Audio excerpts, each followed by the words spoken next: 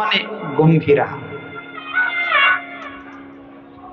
মহাপ্রভু গম্ভীরায় বসবাস করা শুরু করেছেন। ওদিকে রঘুনাথ দাস গোস্বামী একদিন বাড়ি থেকে পালিয়ে পানিহাটিতে উপস্থিত হয়েছেন। এসে দেখেন গঙ্গার পাড়ে বৃক্ষতলে, বটবৃক্ষতলে নিত্যানন্দ প্রভু বসে আছেন। নিত্যানন্দ প্রভুর এসে চরণে শরণ নিলেন, প্রভু আপনি আমায় কৃপা করুন। নিত্যানন্দ চেয়ে দেখে রঘুনাথ। নিত্যানন্দ বললেন, ওরে চোর, আজকে তোকে আমি ধরেছি। তুই আমার ধন গৌর হরির কৃপা পেতে চাস? তুই বড় চোর, আমি আজ তোকে উপযুক্ত সাজা দেব। রঘুনাথ বললেন, প্রভু বলুন আমায় কি করতে হবে, কি করলে আমি গৌর কৃপা লাভ করতে পারব? নিত্যানন্দ বললেন, রঘুনাথ তুমি গৃহে গিয়ে কিছু ধন অর্থ এনে এই পানিহাটিতে গঙ্গার তটে যত বৈষ্ণব বাস করে, ভজন করে, তাদেরকে তুমি দধি চিড়া খাওয়াও। এইটাই তোমার সাজা। কারণ ভক্ত সেবা দিলে ভগবান বড় প্রসন্ন হন। এই হলো নিত্যানন্দের কৃপা। করুণাময় শ্রীপাদ নিত্যানন্দ রঘুনাথের ভাব লক্ষ্য করে তাকে ভক্ত সেবা দিতে বললেন। ভক্ত সেবা দিলে মহাপ্রভু কলিযুগে বড় খুশি হন। মহাপ্রভু নিজে হাতে ভক্ত সেবা দিয়েছেন, নিজে পরিবেশন করেছেন। এক একটা ভক্তের পাতে মহাপ্রভু পাঁচ জনের অন্ন দিতেন। এক একজনের পাতে 5 জনের অন্ন দিতেন। তো ভক্তগণ বলে, প্রভু এত কেন দেন? বলছেন, আরো সেবা করো না, আকণ্ঠ ভরিয়া করো প্রসাদ সেবন, প্রেমানন্দে করো হরি নাম সংকীর্তন। মহাপ্রভু এইভাবে নিজে পরিবেশন করে ভক্ত সেবা দিয়েছে। এই জগতে দেখবেন অনেকে পরিবেশন করলে বোঝা যায় তার মনটা কেমন। যারা কৃপণ না, তারা কিন্তু হাতাতে বেশি করে জিনিস, সবজি তরকারি পরমান্ন তুলবে না, হাতা ঝেড়ে ঝেড়ে দেবে। আর যারা একটু উদার, ভক্ত সেবা দিতে ভালোবাসেন, কম দিতে বললেও বেশি দিয়ে দেবে, তখন জানবে তার মনটা বড় উদার। আর যদি কৃপণ হয়, এই ভগবানকে প্রণামী দেওয়ার ক্ষেত্রেও দেখা যায় এখনো 25 পয়সা কেউ কেউ প্রণামী দেয়। ওই ঘরে ছিল, আমরা প্রণামী পাই কোথাও কোথাও। সামর্থ্য আছে 10 টাকা দেওয়ার, 50 পয়সা 1 টাকা দেবে। ভাবছে যে বিরাট চালাকি করলাম। কার সঙ্গে? ভগবানের সঙ্গে। ভগবান কি বোঝে না? ভগবান কি জানে না তোমার কতটুকু সামর্থ্য কি আছে? ওইখানে চালাকি করবে না কোনোদিন। শাস্ত্রে আছে, ভাগবতে, বাৎসরিক আয়ের 10%, 10% যদি কেউ ভক্ত সেবায়, ভগবানের সেবায় দান না করে, তার বিত্তস্বার্থ দোষ হয়। আর ওই বিত্তস্বার্থ দোষে তাকে অনন্তকাল নরক যন্ত্রণা ভোগ করতে হয়।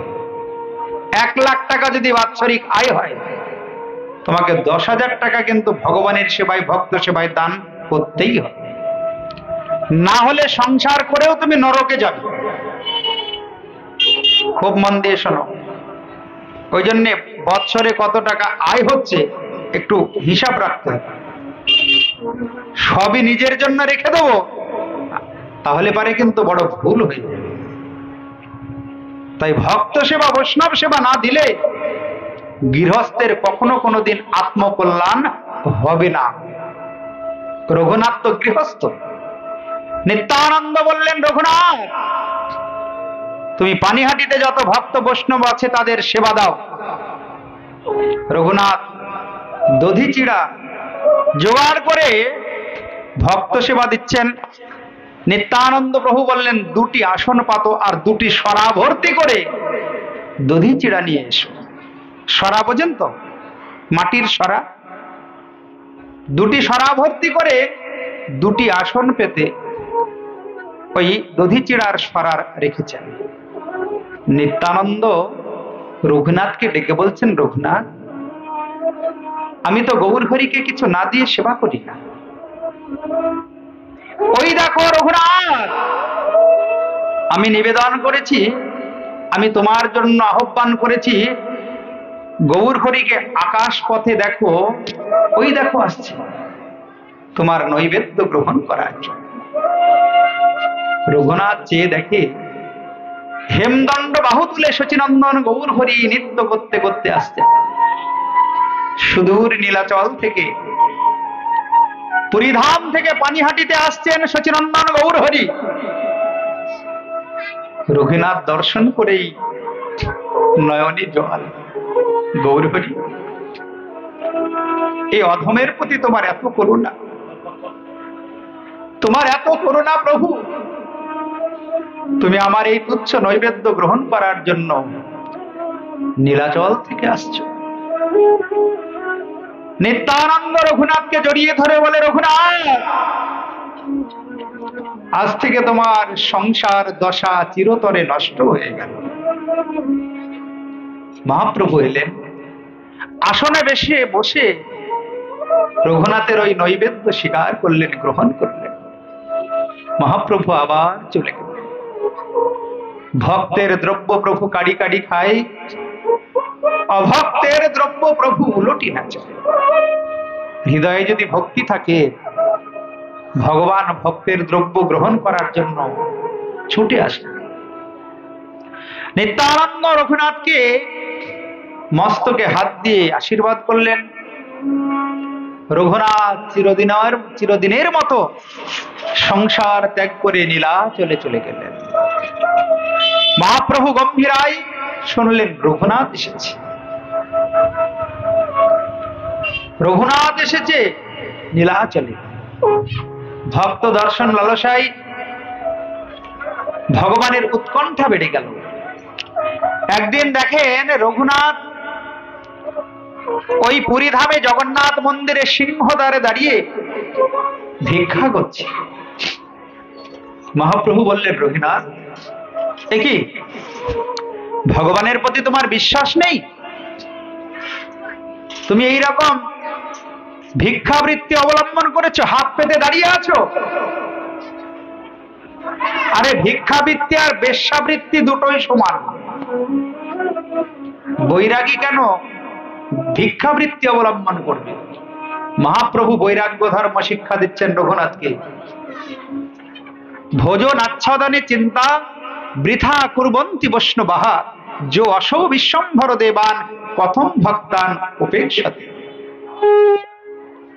ভোজন আচ্ছাদনের চিন্তা বৃথাই করে যারা ভক্ত বৈষ্ণব, ভগবান তাদের জন্য চিন্তা করেন। রঘুনাথ ভিক্ষা করা ছেড়ে দিলেন, কিন্তু উদরপূর্তি কি করে হবে, কি করে বাঁচবে? রঘুনাথ করেন কি, যে সমস্ত জগন্নাথের প্রসাদ বিক্রি হয় না, দোকানদাররা ফেলে দিয়ে যায়, দুর্গন্ধময় প্রসাদ গরুতেও খায় না, সেই প্রসাদ ভালো করে জলে ধুয়ে রঘুনাথ সেবা করে। একদিন সচিনন্দন গৌর হরি জগন্নাথ দর্শনে যাচ্ছেন, দেখেন কি রঘুনাথ ওই প্রসাদ, পরিদূষিত বাসি প্রসাদ, দুর্গন্ধময় প্রসাদ ভালো করে জল দিয়ে তুলে সেবা করছে। পেছন থেকে গিয়ে হাতটি ধরলেন রঘুনাথ, এমন অমৃত তুমি একা একা সেবা করছো? রঘুনাথ গৌর হরির চরণ ধরে বললেন, প্রভু, এ তো তোমার সেবার যোগ্য নয়।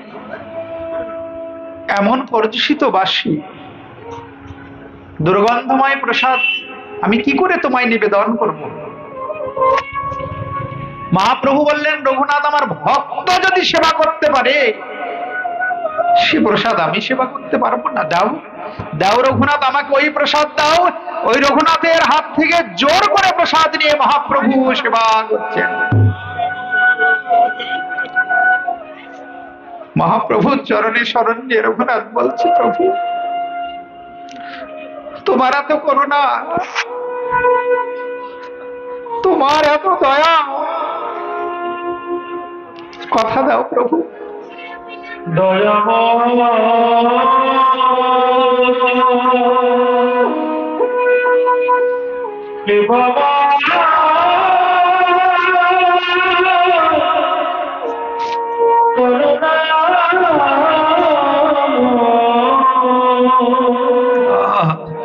তুমি পতিতে পাব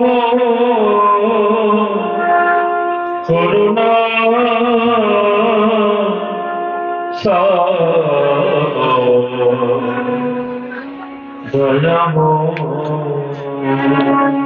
প্রভু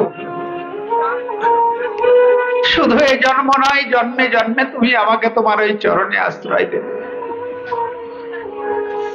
তুমি করুণা করো প্রভু, আমায় যেন চরণ ছাড়া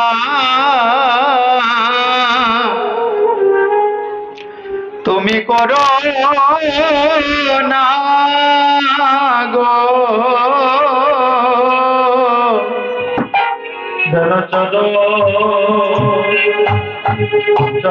ছাড়া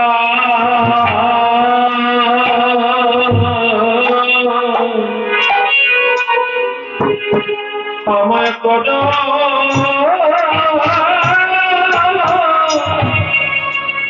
না,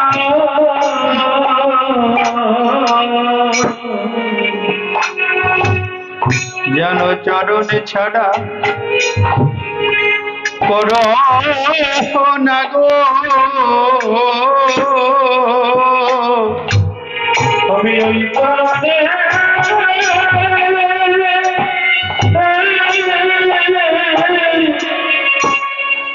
চরণে অভিলাষী প্রভু, যেন চরণ ছাড়া করো না গো। আমারে মানবে জন আর হয় কি না যেন চরণ ছাড়া করো না গো। মানব জন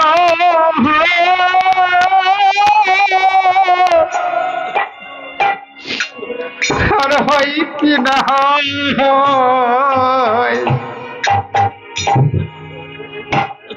চরণ ছাড়া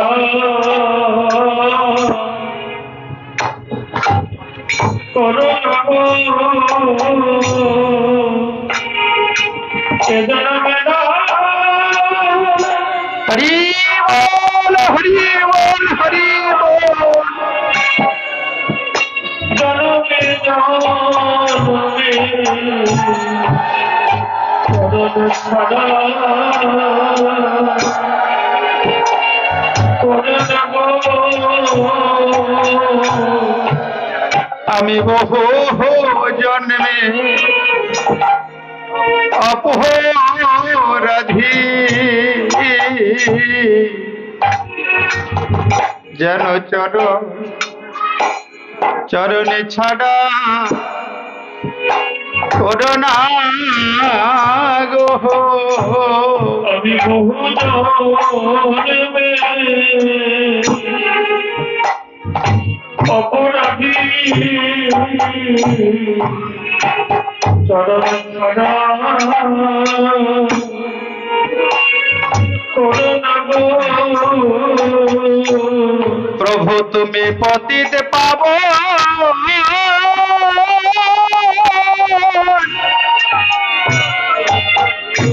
পতিতে পাবো নাম ধরেছ, যেন চরণ ছাড়া করো না গো। তুমি পতিতে পাবা পতিতে পাবা হরি বল।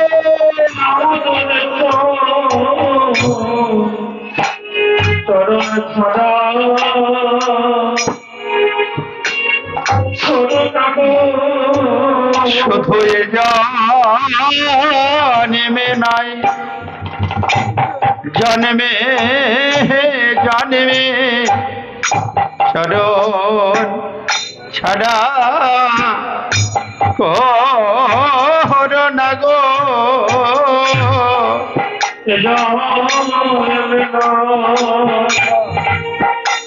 জনমে জনমে চরণ ছড়া করুণা গো। আমায় চরণের পাশে রেখো, চরণ ছড়া করুণা গো। আমায় চরণের পাশে রেখো। হরি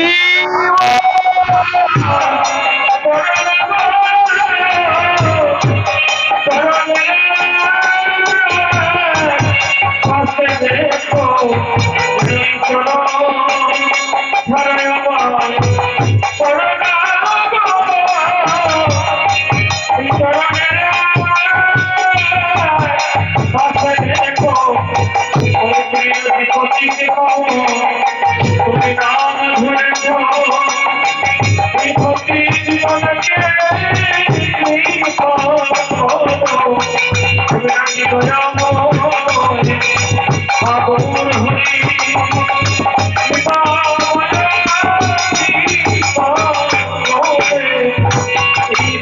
নিতাই গৌর প্রেমানন্দ। হরি বল, হরি বল।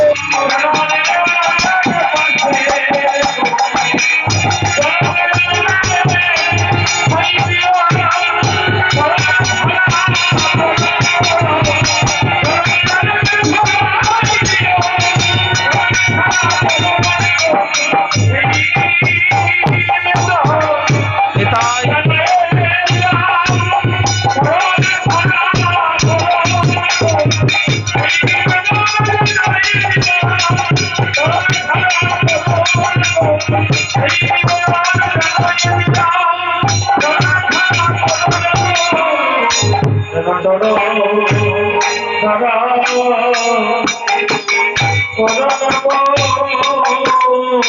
সচিনন্দন গৌর হরি রঘুনাথকে বক্ষে জড়িয়ে ধরলেন। রঘুনাথ অনেক বৈরাগ্য ধর্ম অবলম্বন করেছে, এবার বৃন্দাবনে চলে যাব। ওইখানে রূপ সনাতন ভজন করছে, তুমিও গিয়ে বৃন্দাবনে ভজন করো। শোনো রঘুনাথ, গ্রাম্য কথা না শুনিবে, গ্রাম্য বার্তা না কহিবে, ভালো না খাইবে আর ভালো না পড়িবে, অমানি মানদ হইয়া কৃষ্ণ নাম সদা লবে, আর ব্রজে রাধা কৃষ্ণ সেবা মানসে করিবে। রঘুনাথ বৃন্দাবনে চলে যায়। যেই বলেছে রঘুনাথ বৃন্দাবনে চলে যাও, রঘুনাথের নয়নে জল। প্রভু তোমাকে ছেড়ে কি করে যাব? তোমার জন্যই তো সর্বস্ব ত্যাগ করে নীলাচলে এলাম। তুমি আমায় তোমার চরণ ছেড়ে যেতে বলো না প্রভু। তুমি কৃপা করে আমাকে চরণে আশ্রয় দাও। তোমার জন্য আমি সর্বস্ব ত্যাগ করেছি। ইন্দ্র সম ঐশ্বর্য, অপ্সরা সম স্ত্রী, সর্বস্ব ত্যাগ করেছি তোমার চরণে থাকবো বলে। গৌরাঙ্গ তুমি মোরে দয়া না ছাড়ি হো, আপন করিয়া রাঙা চরণে রাখি হো। গৌরাঙ্গ তুমি মোরে চরণেরা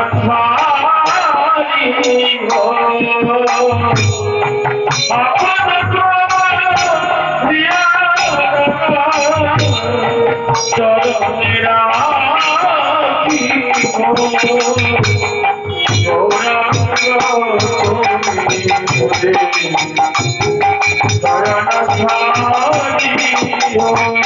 রঘুনাথ চলে যাও, এটাই আমার অভিলাষ, তুমি বৃন্দাবনে গিয়ে ভজন করো। ভগবান সচিনন্দন গৌর হরিকে প্রণাম করে রঘুনাথ চিরদিনের মতো বিদায় নিয়ে চলে যাচ্ছেন বৃন্দাবনে। যতদূর রঘুনাথ যায় গৌর হরি আমার অপলোক নেত্রে চেয়ে থাকে। ভক্তবৎসল গৌর হরি আজকে তাকে ছেড়ে ভক্ত চলে যাচ্ছে, পথপানে চেয়ে আছে। গৌর হরির নয়নে জল। ভক্ত যেমন ভগবানকে ভালোবাসে, ভগবানও তার থেকে শতাধিক গুণ ভক্তকে ভালোবাসেন বাবা। ভাগবতে তিনি নিজেই বলেছেন, সাধব হৃদয়ময়ী হম সাধনাম হৃদয়ন্ত হম মদন্নত্তে ন জানন্তি না হম তেভ্য মনাগপি। সাধু ভক্ত আমার হৃদয়, আমিও ভক্তের হৃদয়। ভক্ত যেমন আমার বিনা কিছু জানে না, বোঝে না, আমিও ভক্ত ছাড়া কিছু বুঝি না। তাই অপলোক নেত্রে চেয়ে আছে। রঘুনাথ চলে গেলেন বৃন্দাবনে। বৃন্দাবনে গিয়ে রাধাকুণ্ডের তটে ভজন করা শুরু করলেন। একদিন ওই রাধাকুণ্ডের জলে এসেছে এক হিংস্র ব্যাঘ্র বাঘ জল খেতে, জল পান করতে। আর রাধাকুণ্ডের তটে বসে ভজন করছেন ওই রঘুনাথ। তাড়াতাড়ি স্বয়ং রাধারানী ছুটে গিয়ে কৃষ্ণকে বলছেন, প্রাণনাথ, ওই যে তোমার এক ভক্ত রাধাকুণ্ডের তটে বসে ভজন করছে, আর হিংস্র বাঘ এসেছে জলপান করতে, তুমি তাকে রক্ষা করবে না?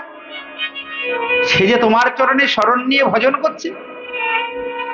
ভগবান শ্রীকৃষ্ণ তাড়াতাড়ি তীর ধনুক নিয়ে ছুটে এসেছে ভক্তকে রক্ষা করার জন্য। আর একদিন প্রখর রৌদ্রে বসে রাধাকুণ্ড তটে ভজন করছেন রঘুনাথ। রাধারানী এসে আঁচল ধরেছে, আঁচলটা রঘুনাথের মাথার উপরে ধরে আছে। রঘুনাথ মনের আনন্দে বসে জপ করছেন। 50 বৎসর হয়ে গেল রাধাকুণ্ডে বাস, 50 বৎসর, জীবন বেলার অবসান হতে চলেছে। একদিন রঘুনাথ খুব ক্রন্দন করছেন, রাধে করুণাময়ী কৃপামণি, তোমার দর্শন তো এখনো হলো না, তুমি দর্শন দেবে না? আমি যে যুগল দর্শন লালসাই সর্বস্ব ত্যাগ করে বৃন্দাবনকে আশ্রয় করেছি, রাধাকুণ্ড আশ্রয় করেছি যুগল দর্শন লালসায়, তুমি দর্শন দেবে না? স্বয়ং রাধারানী এসে একদিন রঘুনাথের মাথায় হাত বোলাচ্ছে, বলছে, কে তুমি? আমি তো একা দর্শন করতে চাই না, আমি যুগল দর্শন করতে চাই। রাধারানী ছুটে গিয়ে বললেন, শ্যামসুন্দর চলো, তোমার ভক্ত একা দর্শনে খুশি নন, যুগল দর্শন দিতে হবে। ওই রাধা গোবিন্দ যুগল দর্শন করে রঘুনাথের জীবন বেলার অবসান হল। এখনো ওই রঘুনাথ বৃন্দাবনের রাধাকুণ্ড তটে সমাধিস্থ অবস্থায় আছেন। রাধাকুণ্ডে, ঠিক রাধাকুণ্ডের তটে পাড়েই ওই রঘুনাথের সমাধি। তাই যারা বৃন্দাবনে যাবেন, গৌর প্রিয় রঘুনাথকে একটু পরিক্রমা করবেন, দর্শন করবেন। ওই সমাধি, রঘুনাথের সমাধিতে কিছু দান করতে হয় এবং প্রণাম করে আসতে হয়। ওইখানে গেলে রঘুনাথকে প্রণাম না করলে রাধাকুণ্ডে অপরাধ হয়ে যায়। শুধু রাধাকুণ্ড ভ্রমণ করলে হবে না, রঘুনাথের সমাধিস্থলে একটু গিয়ে প্রণাম করে আসতে হবে। সাক্ষাৎ দর্শন করে তিনি ধরাধাম থেকে বিদায় নিয়েছিলেন। সচিনন্দন গৌর হরির গম্ভীরায় শুরু হলো উন্মাদ লীলা। প্রভু আমার কখনো গম্ভীরার মধ্যে গম্ভীরার দেওয়ালে মুখ ঘর্ষণ করেন, টাইম নেই। বেশি ব্যাখ্যা করতে গেলে সময় লাগবে, প্রায় 9:20 বাজতে চলবে। আবার আজকে প্রসাদের ব্যবস্থা আছে। এই গম্ভীরা লীলাটা যদি বর্ণন করি সকাল ভোর হয়ে যাবে। এর মধ্যে এত মহাজনী পদ আর এত ভাব লুকিয়ে আছে। 12 বৎসরের লীলা বর্ণন করতে কত সময় লাগবে? মহাপ্রভু ওই গম্ভীরায় 12 বৎসর ছিলেন। এমন প্রভুর প্রেমের বিকার, গম্ভীরার দেওয়ালে প্রভু মুখ ঘর্ষণ করেন, আর তার ওই মুখ কোমল অঙ্গ ক্ষত বিক্ষত হয়ে যায়। তারপরে আবার কখনো মহাপ্রভু ভাবের বিকারে কুর্মাকৃত হয়ে যান, কুর্মাকৃতি হয়ে যান। আবার কখনো কখনো দীর্ঘকায় হয়ে যায় মহাপ্রভুর কলেবর। প্রেম ঘনীভূত হলে ওই স্নেহে পরিণত হয়। কেন গম্ভীরায় এই বিকার হচ্ছে শুনে রাখুন, খুব মন দিয়ে শুনুন। এটা হলো উজ্জ্বল নীলমণিতে ব্যাখ্যা করেছে গোস্বামীপাদ। উজ্জ্বল নীলমণি একটা খুব অপূর্ব গ্রন্থ। ওইখানে ব্যাখ্যা করছেন প্রেমের বিকার কেমন হয়। কৃষ্ণ প্রেমের বিকার, প্রেম থেকে হয় স্নেহ। স্নেহ দুই প্রকার, ঘৃত স্নেহ, মধু স্নেহ। স্নেহ ঘনীভূত হলে মান হয়। মান দুই প্রকার, অহেতুক মান, সহেতুক মান। মান ঘনীভূত হলে প্রণয় হয়, প্রণয় থেকে আসে রাগ, রাগ থেকে আসে অনুরাগ, অনুরাগ থেকে আসে ভাব, ভাব ঘনীভূত হলে মহাভাবে পরিণত হয়। মহাপ্রভুর গম্ভীরায় এই দশা। মহাভাব আবার দুই প্রকার, রূঢ়, অধিরূঢ় মহাভাব। অধিরূঢ় মহাভাব হচ্ছে দুই প্রকার, উদ্ঘূর্ণা আর চিত্র জল্পা। ওই উদ্ঘূর্ণা যে অধিরূঢ় মহাভাব, সেই অধিরূঢ় মহাভাবের বিকার শুরু হয়েছে মহাপ্রভুর গম্ভীরায়। খুব প্রেমের উচ্চ অবস্থা। সাধারণ মাদৃশ্য বদ্ধ জীবের পক্ষে এই প্রেমের অনুভূতি বড় কঠিন। যে দশা মহাপ্রভুর ওই গম্ভীরায় হচ্ছে। 12টা বৎসর রায় রামানন্দ, শিখি মাইতি, স্বরূপ দামোদর, আর ওদিকে মাধবী দেবী অন্তরঙ্গ ভক্ত। যখনই প্রভুর প্রেমের বিকার হয় অঙ্গে, সঙ্গে সঙ্গে গিয়ে তারা বিদ্যাপতি, চণ্ডীদাস তাদের পদ কীর্তন করেন। ব্রজের অপ্রাকৃত রাসলীলার পদ কীর্তন করেন। বিদ্যাপতি চণ্ডীদাসের ওই কীর্তন শুনে মহাপ্রভুর প্রেমের বিকার বন্ধ হয়। সচিনন্দন গৌর হরি আমার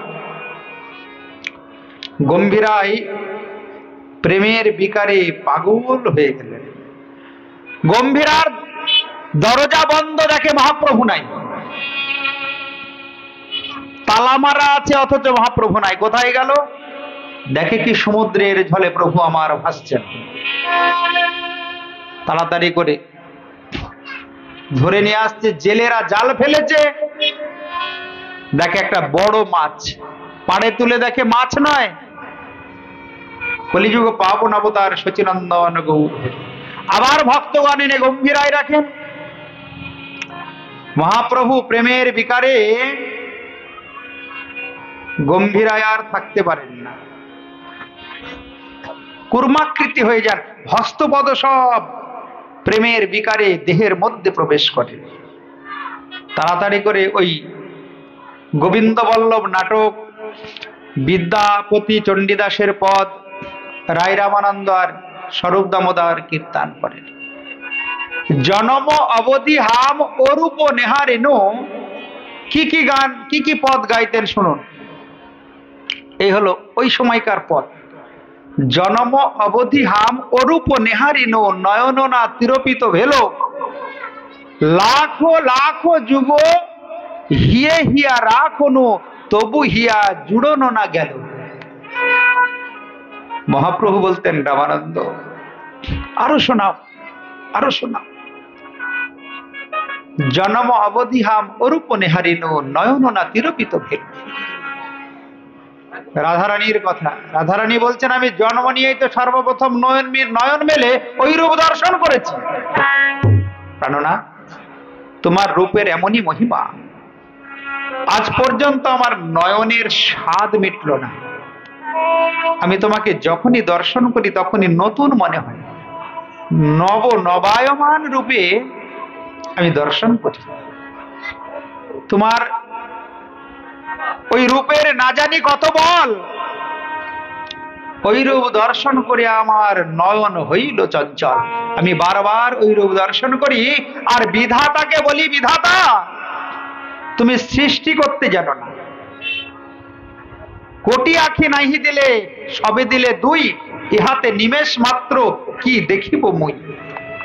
তুমি আমাকে মিনের নয়ন দিতে পারলেন না? মিন মানে মাছ, মাছের নয়নে পলক নেই।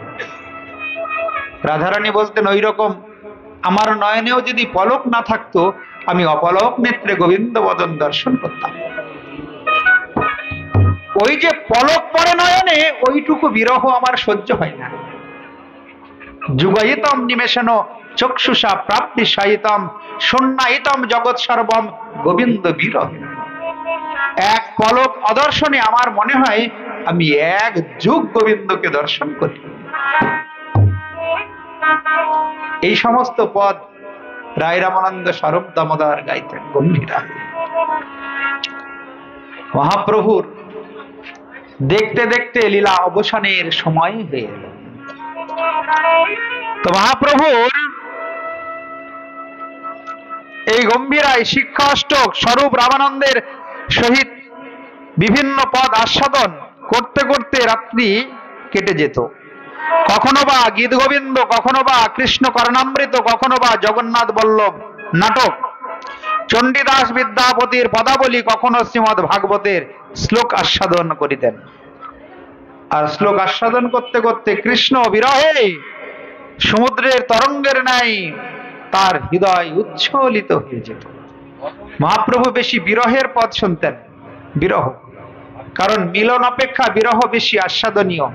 বিরহ হলো চার প্রকার: পূর্বরাগ, মান, প্রেম বৈচিত্র্য আর প্রবাস। মানে থাকবে এই রায়ধনী চ্যানেলটা শুনবেন, তাহলে এইগুলি মনে থেকে যাবে। মা একদিন পাঠ শুনে মনে রাখা বড় কঠিন। বারবার বারবার এই সমস্ত অপ্রাকৃত লীলা কথা শ্রবণ করলে মনের মধ্যে বসে যাবে, আর মন তখন স্বাভাবিকভাবেই ভগবানকে ভালোবেসে ফেলবে। না হলে পারে হঠাৎ যদি মৃত্যু হয়ে যায় তাহলে মনের সংস্কার পরিবর্তন হয় না। খুব ভালো করে কথাটি মনে রাখবে সারা জীবন। এই জন্মে যে চিন্তা করে তুমি দেহ রাখবে, মৃত্যুর পরে ওই চিন্তার আর পরিবর্তন হবে না, ওই চিন্তা অনুযায়ী তোমার জন্মটা হবে। ওই জন্য সব কিছু ভুলে মন যদি ভগবানকে ভালোবাসে, ভগবানের চিন্তায় ডুবে যায়, আর ওই চিন্তা করতে করতে যদি মৃত্যু হয়, পরের জন্মে তুমি ভগবানের ধাম গুলো বৃন্দাবনে চলে যাবে।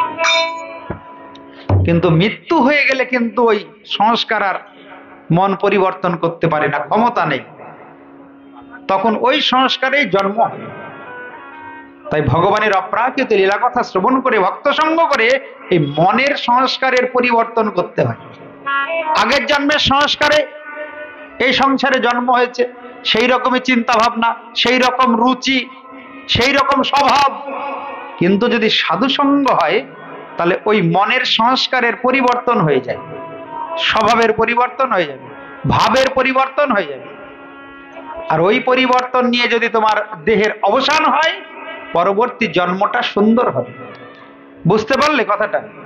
ওই জন্যেই নিরন্তর সাধু সঙ্গে ভগবানের কথা যারা শ্রবণ করে, যারা কীর্তন করে, নাম করে, ভগবানের সেবা করে, তাদের দুর্লভ মানব জনম ধন্য হয়ে যায়। মহাপ্রভু গম্ভীরায় 12 বৎসর ছিলেন। 12 বৎসর নিরন্তর অন্তরঙ্গ ভক্তের সহিত কৃষ্ণ লীলারস আস্বাদন পূর্বক তিনি দিবানিশি যাপন করেছেন। ঠিক 48 বৎসর বয়সে মাঘ মাসে 1534 খ্রিস্টাব্দে অপ্রকট লীলা করলেন। এই মহাপ্রভুর অন্তর্ধান লীলা নিয়ে অনেক মতান্তর আছে, খুব মন দিয়ে শোনো। কারণ সাধারণের মত তার অপ্রকট নয়। ভগবান যিনি, তার মৃত্যুটা কি আর সাধারণ মানুষের মতো হবে? তাই অনেকে অনেকভাবে ব্যাখ্যা করেছেন মহাপ্রভুর অন্তর্ধান লীলা। তার চিদ্দেহ নিয়ে তিনি আবির্ভূত হয়েছেন এবং লীলা সমাপনান্তে চিন্ময় দেহ নিয়ে তিনি সাধারণের দৃষ্টির অগোচর হয়েছেন। ভগবানের দেহ আর আমাদের দেহ তো এক নয়। ভগবানের দেহটা সচ্চিদানন্দময়, আমাদের দেহ আর দেহিতে ভেদ আছে। আত্মা চলে যায় আর এই দেহটাকে পুড়িয়ে ছাই করা হয়। ভগবানের দেহ কিন্তু তেমন নাই, ওটা চিন্ময় দেহ। আত্মা আর দেহে কোনো পার্থক্য নাই, দেহ আর আত্মা হলো এক। তাই অনেক ভক্ত বলেন যে সচিনন্দন গৌরহরি জগন্নাথ দেবের মন্দিরে প্রবেশ করে জগন্নাথ দেবের সঙ্গে মিলিত হয়েছেন, এক পক্ষ বলছেন। আবার অনেক ভক্ত বলে থাকেন, মহাপ্রভুর আজীবন সাথী ও ভক্ত গদাধর পণ্ডিত বলেছেন, মহাপ্রভু টোটা গোপীনাথের মন্দিরে গোপীনাথের সঙ্গে মিলিত হয়েছেন। টোটা গোপীনাথ গিয়েছেন তো? টোটা গোপীনাথ, হ্যাঁ, আমার ইন্দ্রবাগুই প্রভু মাঝে মধ্যেই যান জগন্নাথ দর্শনে। সাক্ষাৎ ভগবান জগন্নাথ রূপে জীবকে কৃপা করে চলেছেন। এই ধামে যেতে হয় মা, যতদিন নয়ন সুস্থ থাকে, দেহটা সুস্থ থাকে, ততদিন একটু ভগবানের ধামে গিয়ে ভগবানকে দর্শন করে আসতে হয়। যত যাবে তত তোমার সুকৃতি বাড়বে, পুণ্য বাড়বে। অনেকে বলেন টোটা গোপীনাথের সঙ্গে মহাপ্রভু একত্রিত হয়েছেন, মিলিত হয়েছেন। টোটা মানে বন, যে বনে গোপীনাথ বসে আছেন। কেন বসে আছেন? গোপীনাথের সেবক হচ্ছে গদাধর পণ্ডিত। যে গদাধর মহাপ্রভুর বাম দিকে থাকতেন, বামে প্রিয় গদাধর ও দক্ষিণে নিতাই। গদাধরকে মহাপ্রভু বলেছিলেন, গদাধর, অল্প বয়সে তোমার কৃষ্ণ ভক্তি, কোনদিন সংসার করবে না, তুমি কৃষ্ণ ভজন করবে। গদাধর, বিবাহ করবে না, কৃষ্ণ ভজন করবে। আর তুমি ক্ষেত্র সন্ন্যাস নেবে। সন্ন্যাস আছে 5 প্রকার: বৃহদক, কুটিচক, হংস, পরমহংস আর ওই ক্ষেত্র। 5 প্রকার সন্ন্যাস আছে শাস্ত্রে। তো ক্ষেত্র সন্ন্যাস মানে যে ধামে সন্ন্যাস নেবে সেই ধাম ছেড়ে আর কোনোদিন বেরোতে পারবে না। গদাধর পণ্ডিত মহাপ্রভুর কথাই ক্ষেত্র সন্ন্যাস নিয়ে ওই টোটা গোপীনাথের সেবায় নিযুক্ত হয়েছিলেন। সারা জীবন সেবা করে চলেছেন। বৃদ্ধ বয়সে আর মালা গেঁথে গোপীনাথের গলায় পরাতে পারে না। তো একদিন গোপীনাথকে বলছেন, গোপীনাথ, আমি তো আর মালা পরাতে পারবো না, আমার শরীর অসুস্থ, বৃদ্ধ হয়েছি, কৃপা করে মালা গ্রহণ করো। তো ভগবান গোপীনাথ ভক্তের মালা গ্রহণ করার জন্য নিজেই বসে পড়েছিলেন। ওই জন্যে তার এক নাম বসা গোপীনাথ। অনেক জায়গায় ভগবান দর্শন করবেন, অনেক মন্দিরে, কোথাও দেখবেন না ভগবান বসে আছে। একমাত্র নীলাচলে ওই টোটা গোপীনাথ মন্দিরে ভগবান বসে গদাধর পণ্ডিতের মালা গ্রহণ করেছিলেন। বলে গোপীনাথ ভগবান কি। তো কোন কোন ভক্ত বলেন টোটা গোপীনাথের সঙ্গে মহাপ্রভু মিলিত হয়েছে। আবার কেউ কেউ বলেন মহাপ্রভু প্রেমে বিভাবিত হয়ে সমুদ্র বক্ষে ঝাঁপ দিয়েছেন। সমুদ্র বক্ষে ঝাঁপ দিয়ে তিনি অন্তর্ধান লীলা সমাপ্ত করেছেন। সমুদ্রে ঝাঁপ দিয়েছেন কেন না? প্রেমের বিকারে যমুনা মনে করে তিনি সমুদ্র বক্ষে ঝাঁপ দিয়েছেন। এই অন্তর্ধান লীলা মহাপ্রভুর শোনা যায়। তাহলে এর সমাধানটা কি? আসল কোনটা? প্রভুপাদ ভক্তি সিদ্ধান্ত সরস্বতী গোস্বামী ঠাকুর, যিনি গৌড়ীয় বৈষ্ণব আচার্যের মধ্যে অগ্রগণ্য, তিনি সমাধান করেছেন। দেখুন কত সুন্দর সমাধান। বলছেন দেখো, মহাপ্রভু হলেন সচ্চিদানন্দ ঘন বিগ্রহ। মহাপ্রভু অপ্রকট লীলাকালে তার পার্শ্বদগণের মধ্যে কেউ কেউ জগন্নাথ মন্দিরে, কেউ কেউ গোপীনাথ মন্দিরে, আবার কেউ কেউ সমুদ্রের তীরে ছিলেন। কেউ কেউ জগন্নাথ মন্দিরে ছিলেন। অপ্রকট তার বলে কয়ে হয় না, মৃত্যু কি বলে কয়ে হয়? তো যখন তিনি অপ্রকট লীলা করেন, কেউ ছিলেন জগন্নাথ মন্দিরে, কেউ ছিলেন সমুদ্র বক্ষে, আবার কেউ ছিলেন ওই টোটা গোপীনাথ মন্দিরে। তাই সবাইকে কৃপা করে এবং দর্শন দিয়ে ভগবান সচিনন্দন গৌর হরি অন্তর্হিত হয়েছিলেন। তো যারা যেমন ভাবে দর্শন করেছে, তারা তেমন ভাবেই তাদের নিজের ভাব ব্যক্ত করেছে। তার অন্তর্ধান সম্বন্ধে ওই 3 প্রকার উক্তি সত্য। যিনি দেখেছেন জগন্নাথ মন্দিরে, সবাইকে কৃপা করে তো মহাপ্রভু বিদায় নিয়েছেন। যিনি জগন্নাথ মন্দিরে ছিলেন, তিনি দেখছেন মহাপ্রভু জগন্নাথের সঙ্গে বিলীন হয়ে গেলেন। যিনি টোটা গোপীনাথে ছিলেন, তিনি দেখছেন মহাপ্রভু টোটা গোপীনাথে প্রবেশ করলেন। আর যারা সমুদ্র বক্ষে ছিলেন, তারা দেখলেন যে সমুদ্রকে যমুনা মনে করে সচিনন্দন গৌর হরি সমুদ্র বক্ষে ঝাঁপ দিয়ে অন্তর্ধান লীলা করলেন। বলিয়ে সচিনন্দন গৌর হরি। এইখানেই চৈতন্য ভাগবত কথার বিশ্রাম। আরেকটু কথা আছে, যারা পুরী দর্শন করে তারা গম্ভীরা দর্শন করে, বলেন। আপনারা কিন্তু অনেকে পুরী যান, কিন্তু গম্ভীরায় যান না। আপনারা সবাই কিন্তু গম্ভীরায় যাবেন। গম্ভীরায় এখনো সেই প্রদীপ প্রজ্বলিত আছে। প্রভু একটা ভালো কথা বলেছেন, এই বাঙালিরা পুরী যায়, কিন্তু কিভাবে পুরী দর্শন করতে হয় জানে না। ওই শুধু সমুদ্রের হাওয়া খেয়ে আর ওই জগন্নাথ দর্শন করে চলে আসে, গম্ভীরায় যায় না। পুরীতে কিছু কিছু ভালো মুখ্য দর্শন আছে, শুনে রাখুন। 1 নম্বর হলো জগন্নাথ মন্দির, তারপরে সিদ্ধ বকুল, গম্ভীরা, হরিদাসের সমাধি, চক্রতীর্থ, এইগুলি সব দর্শন করতে হয়। আলালনাথ তো পুরীর বাইরে, দর্শনীয় পুরীর মধ্যে। তাই এইগুলি দর্শন যারা করতে চান, আমরা 3 তারিখে যাব, ফেব্রুয়ারির 3 তারিখে। ভক্ত সঙ্গে ভগবানের ধাম দর্শন করতে হয়। ক্ষীরচোড়া গোপীনাথ থেকে আমাদের শুরু হবে দর্শন। ক্ষীরচোড়া গোপীনাথ হয়ে জগন্নাথ মন্দির, পুরী দর্শন, আলাল